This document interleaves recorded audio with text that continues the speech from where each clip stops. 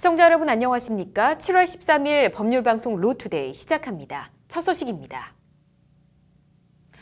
검찰이 오늘 정부 세종청사 고용노동부 노동정책실, 노사협력정책과와 고용차별개선과 등을 전격 압수수색했습니다. 불법 파견을 찾아내 시정해야 할 고용노동부가 오히려 삼성전자 서비스 불법 파견을 조직적으로 은폐하려 했다는 의혹에 따른 압수수색입니다. 어떤 내용인지 유재광 기자가 전해드립니다. 박근혜 정부 시절인 지난 2013년 6월 노동부는 삼성전자 서비스 AS센터 불법 파견 의혹에 대한 수시 근로감독을 벌입니다. 원청에서 최초 작업 지시부터 최종 평가에 이르기까지 하청 근로자들을 실질적으로 지휘, 명령하고 있다. 수시 감독을 나갔던 중부지방고용노동청이 7월 19일 작성한 보고서 내용입니다. 원청, 그러니까 삼성전자 서비스가 사실상 업무 지시와 지휘 감독을 하는 불법 파견이라는 결론입니다. 하지만 수시감독 마지막 날인 7월 23일 노동부 정책실장 주재로 열린 회의에서 이 보고서 결론은 손바닥 뒤집히듯 뒤집힙니다. 노동부는 근로감독을 한 차례 더 연장한 끝에 같은 해 9월 불법 파견이 아니라는 결론을 내립니다.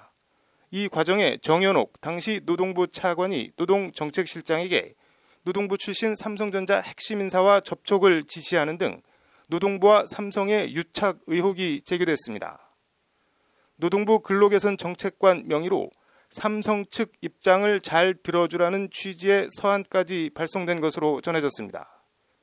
이런 가운데 노조 와해를 총괄 주도한 혐의로 재판에 넘겨진 삼성전자 서비스 최모 전무 측은 오늘 두 번째 공판 준비기일에서 법리적으로 다투겠다는 입장을 밝혔습니다. 검찰은 최 전무가 노조 활동은 곧 실직이라는 분위기를 만들기 위해 협력업체 4곳을 기획 폐업하는 등 노조 와해를 뜻하는 이른바 그린화 작업 기획과 실행을 총괄한 것으로 보고 있습니다. 이 과정에 노조 와해에 협조한 협력사 사장에게 수억 원의 금품을 불법 제공한 횡령 혐의도 받고 있습니다. 최 전무의 변호인은 이에 대해 기본적인 사실관계는 대부분 인정하지만 그에 대한 평가 문제는 법리적으로 다투는 입장이라고 밝혔습니다. 노조 와해 공작을 위해 회사 돈을 갖다 쓰긴 했지만 어쨌든 회사를 위해 쓴 것이니 법리적으로 횡령이 아니고 폐업을 하긴 했지만 진짜로 폐업을 했으니 위장 폐업은 아니라는 논리입니다.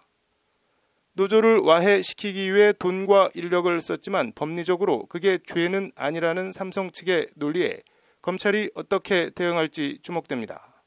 법률방송 유재광입니다. 서울중앙지검 차장검사의 여성으로는 처음으로 이노공 부천지청 차장검사가 임명됐습니다.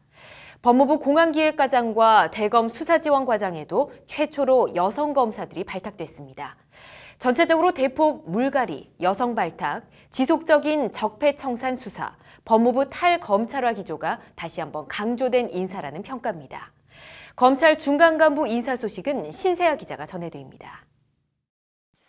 법무부가 오늘 고검검사급 검사 556명, 일반검사 61명 등 총 617명에 대한 승진 및 전보 인사를 오는 19일자로 단행한다고 밝혔습니다.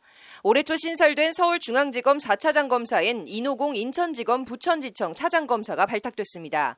전국 최대 검찰청인 서울중앙지검 차장에 여성 검사가 임명된 건 이번이 처음입니다.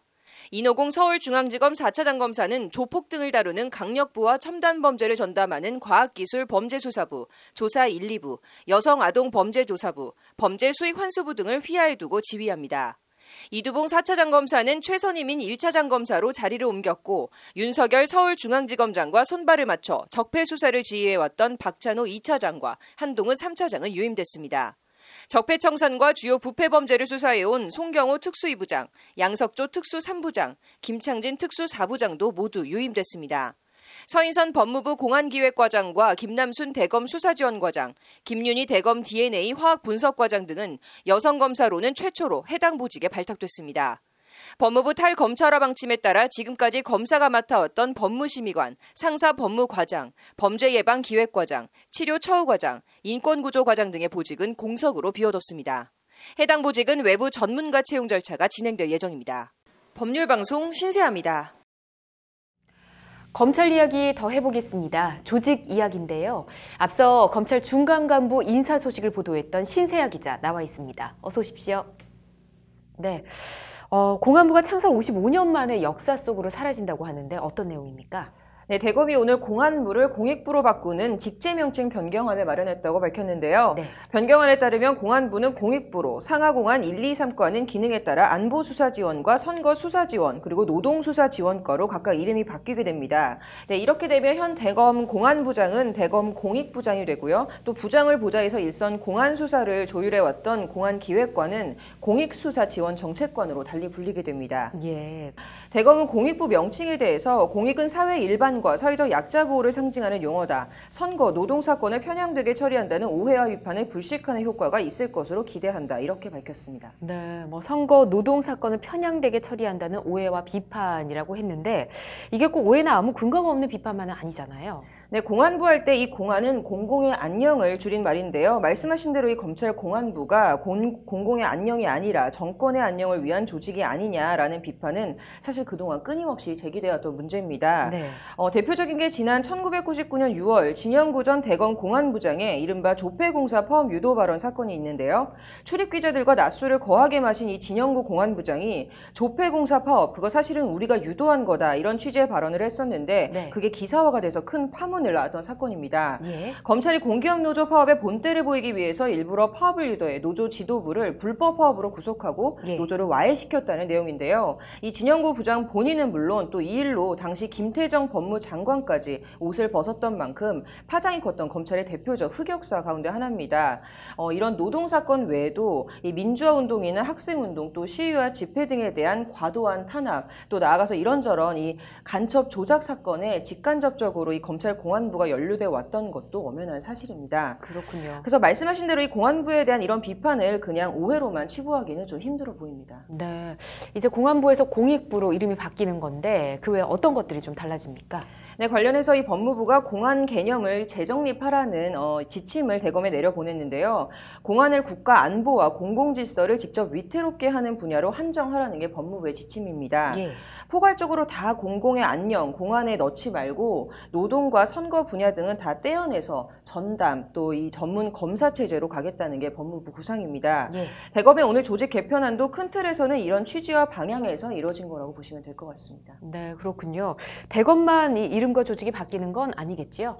네, 공안부는 이 박정희 정권 제3공화국이 출범했던 1963년에 지금의 서울중앙지검인 서울지검에 처음 상설이 됐는데요. 이 현재 서울중앙지검을 비롯해서 전국 11개 지검에 공안부가 설치돼 있고 예. 이 공안 전담검사가 있는 지검지청은 59곳에 이루고 있습니다. 그래서 이 서울중앙지검을 포함해서 어떤 식으로든 명칭과 조직 또 기능에 대한 대대적인 개편은 불가피해 보입니다. 예. 그래서 서울지검의 공안부가 창설된 지 55년 만에 이 검찰 공안부는 이제 말 그대로 역사 속으로 안녕을 구하게 되는데요. 선거철이나 대형 사회 이슈가 있었으면은 이 전국의 공안부장들이 대검에 모여서 총장 주재로 전국 공안부장 검사회의를 여는 모습도 이제 과거의 모습으로만 남게 됐습니다. 그렇군요. 이른바 특수통과 함께 검찰 양대 라인을 구성했던 이 공안부, 공안통이 이제 역사 속으로 사라진다고 하니까 검찰 내부에서도 좀 만감이 교차할 것 같습니다. 오늘 잘 들었습니다. 다음 소식입니다. 수행비서 김지은 씨를 성폭행한 혐의를 받고 있는 안희정 전 충남지사에 대한 오늘 공판에 안 전 지사의 부인 민주원 씨가 증인으로 출석해 증언했습니다. 민주원 씨는 김지은 씨가 새벽 4시쯤 부부가 자고 있는 방에 들어와 불쾌했다고 진술했습니다. 김지은 씨가 안 전 지사를 아이돌 바라보듯 했다는 등의 참고인 진술들도 쏟아졌는데요. 새 국면을 맞고 있는 안희정 전 지사 재판, 민주원 씨나 이들 참고인들 진술의 법적 효력은 어느 정도까지나 인정될까요? 장한지 기자의 심층 리포트입니다. 남편의 성폭행 혐의 재판에 증인으로 나온 안희정 전 충남지사 부인 민주원 씨는 비교적 침착하고 담담한 어조로 진술을 이어나갔습니다. 민 씨는 먼저 지난해 8월 부부가 자고 있는 침실에 새벽 4시쯤 김지은 씨가 들어온 데 대해 사실이라고 말했습니다.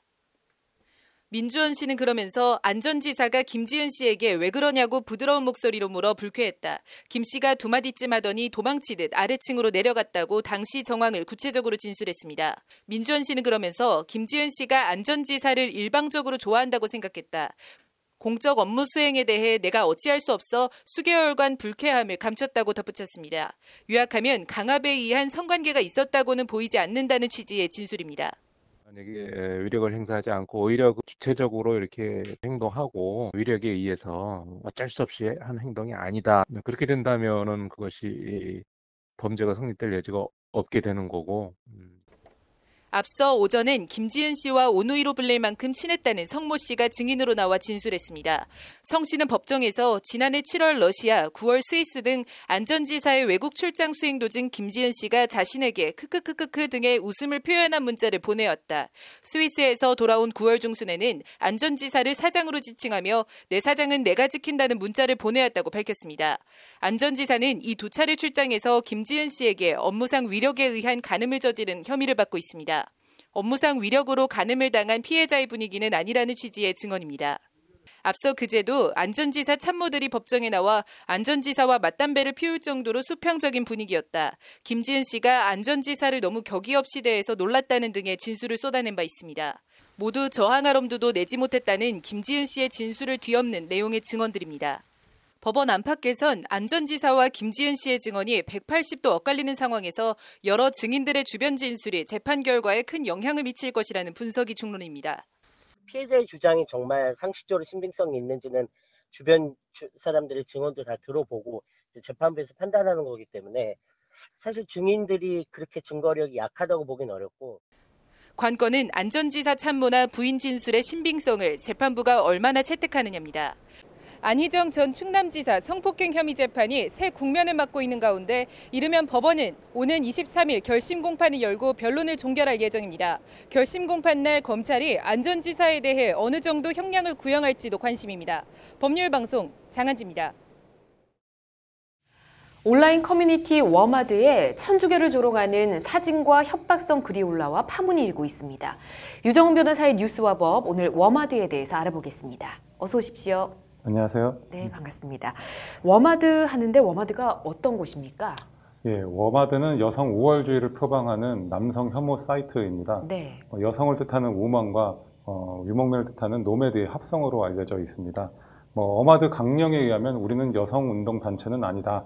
소수의 인권은 챙기지 않는다. 여성의 인권만 챙긴다면서 이를 위해서는 도덕도 포기하겠다고 밝힌 바 있습니다. 네. 강령을 통해 보더라도 조금은 극단적인 면을 볼 수가 있습니다. 강령이라고 하니까 뭐 또 어떤 조직 같다는 느낌이 들긴 하는데 네. 그동안 여러 차례 논란이 좀 됐었죠. 네, 극단적인 남성 비하와 조롱으로 여러 차례 문제가 되어 왔습니다. 심지어는 안중근, 윤봉길 의사와 같은 독립운동가까지도 비난과 조롱을 했습니다. 예. 이런 부분들이 너무하는 것 아니냐라는 비판도 받아왔고요. 지난 10일에는 한 회원이 카톨릭 성찬식에 쓰이는 빵의 일종인 성체에 낙서를 하고 태운 뒤에 인증샷을 올리는 그런 일도 있었습니다. 예. 신앙적으로 천주교는 성체를 예수의 몸과 같이 보기 때문에 귀히 여기는 것인데요. 이를 전면 부정하면서 신성모독 논란까지도 지금 일고 있는 상황입니다. 네, 천주교 입장은 어떨지 또 궁금해지네요. 예, 천주교 측에서는 충격과 분노를 느낀다. 형식과 방법에 상관없이 대응을 하겠다라는 네. 입장을 밝혔는데요. 이런 중대한 문제는 지체 없이 바티칸의 신앙 교리성에 보호가 되고 영적인 자산과 권리를 지키기 위한 조치가 취해진다고 합니다. 앞으로 바티칸에서 어떤 조치가 취해질지도 모르겠습니다. 그렇군요. 성당에 또 방화를 하겠다라는 이야기가 있던데 이건 어떤 이야기입니까? 네, 무엇을 상상하든 그 이상이다. 이런 말도 좀 생각이 나는데요. 네. 워마드 게시판에 천주교와 전쟁을 선포한다. 임신 중절이 합법화되기까지 성당에 불을 지르겠다라는 협박성 게시글과 기름통에 기름을 담는 사진을 같이 올렸습니다. 예. 이렇게 사건이 일파만파 커지자 경찰이 성당에 대한 순찰을 강화하겠다, 수사에 착수하겠다라는 그런 발표를 또 하고 있습니다. 그렇군요. 방화를 하겠다, 협박을 한 거잖아요. 네. 이 부분은 처벌이 될 것 같기도 한데요. 네, 방화죄의 경우에는 실제 실행행위를 하지 않더라 하더라도 예비 음모죄를 처벌하는 규정을 두고 있기는 합니다. 이 경우에는 단순히 어떤 협박성 글을 올린 것이기 때문에 네. 예비 음모 행위가 실제로 없었다면은 처벌하기는 좀 어려울 것으로 보이고요. 그리고 형법 158조에는 제사, 예배 또는 설교를 방해하는 경우에는 3년 이하의 징역 또는 500만 원 이하의 벌금에 처해지는 경우가 있습니다. 네. 이런 성당의 미사 중에 이런 행위를 했다고 한다면 예배 방해죄까지도 같이 방화죄와 함께 처벌될 수 있겠습니다. 그렇군요. 꼭 남성 혐오에만 국한되지 않더라도 뭐 이런 극단적인 혐오 사이트 자체를 처벌한다든지 폐쇄하는 방법은 없을까요? 예, 표현의 자유로 인해 극단적인 주장을 담는다 하더라도 이런 사이트 개설이나 개설자를 바로 처벌할 수는 없습니다. 예, 자살 사이트를 개설해서 자살을 돕는 자살방조죄처럼 개별적인 행위가 형사처벌될 수는 있습니다. 더불어 사이트 폐쇄도 가능한데요. 방송통신위원회에서는 불법 정보가 유통되는 경우에는 취급 거부, 정지 또는 제한 조치를 취할 수 있기 때문입니다. 네, 이런 극단적인 비하와 조롱이 오히려 뭐 건강하고 상식적인 페미니스트나 여성주의가 설 자리를 좁게 만든다는 걸 좀 인지했으면 좋겠습니다. 오늘 잘 들었습니다. 고맙습니다. 이어서 법조계 소식 전해드립니다. 삼성물산과 제일모직 합병이 불공정하게 이루어졌다고 주장해온 미국 헤지펀드 엘리엇이 우리 정부에 8천억 원대 투자자 국가 간 분쟁 중재 신청서를 접수했습니다. 대한법률구조공단이 혼자 하는 소송 법률지원센터에 등록된 법률 서식 등 관련 자료에 시각장애인을 위해 음성 변환용 코드를 도입했다고 밝혔습니다. 법제처가 자치법규 위반 방법과 기준 등을 종합 정리한 자치법규 위반 길라잡이를 발간, 정부 부처와 지방자치단체 등 600여 개 기관에 배포할 계획이라고 밝혔습니다. 지난 1978년 긴급조치 위반 혐의로 대법원에서 징역 1년을 선고받았던 김부겸 행정안전부 장관에 대한 재심 첫 공판이 오늘 서울고법에서 열렸습니다. 김 장관 변호인은 재판부에 무죄를 선고해달라고 호소했습니다. 선고 공판은 다음 달 17일 열립니다.